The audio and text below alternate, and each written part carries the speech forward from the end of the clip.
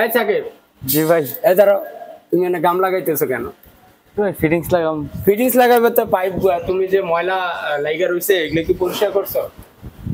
হ্যাঁ, অল্প কিছু পরিষ্কার করছি ভাই। না না, অল্প কিছু কেন, এর উপরে যদি গাম মারো, গাম কি ধরবো? এই যে সিমেন্টের গুঁড়া গাড়ি আছে, গাম ধরবো? জি না ভাই, আসলে গাম তাহলে তুমি যাই না শুনে কেন এই না পরিষ্কার করে করবে?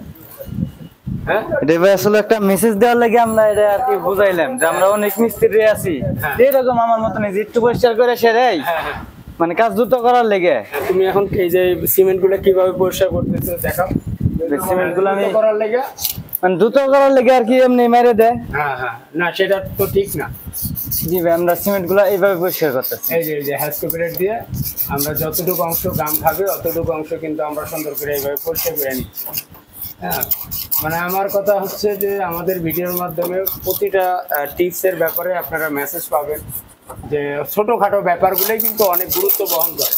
ওই যে দেখেন সিমেন্ট ভরা, এগুলো এই যে হ্যাসকোপ্লেট দিয়ে সুন্দর করে বৈশা উঠাইছে। তবে একটা শীষ কাগজ হলে আরো ভালো হইতো। জি ভাই, হ্যাঁ, তাই না? এখান তো চিবা জায়গা ভাই, সিরিজ কাগজ দেওয়া যাবে, চিবার মধ্যে ঢুকান যাবো না। ফেসবুক প্লেটটা আবার ভালো ঢুকে। আচ্ছা, তাহলে ঠিক আছে। হ্যাঁ, এইভাবে সুন্দর করে অবশ্যই পরিষ্কার করে নিয়ে তারপরে আপনার গাম লাগাইতে হবে। কোনো রকমে এইসব ব্যাপারে অবহেলা করা যাবে না।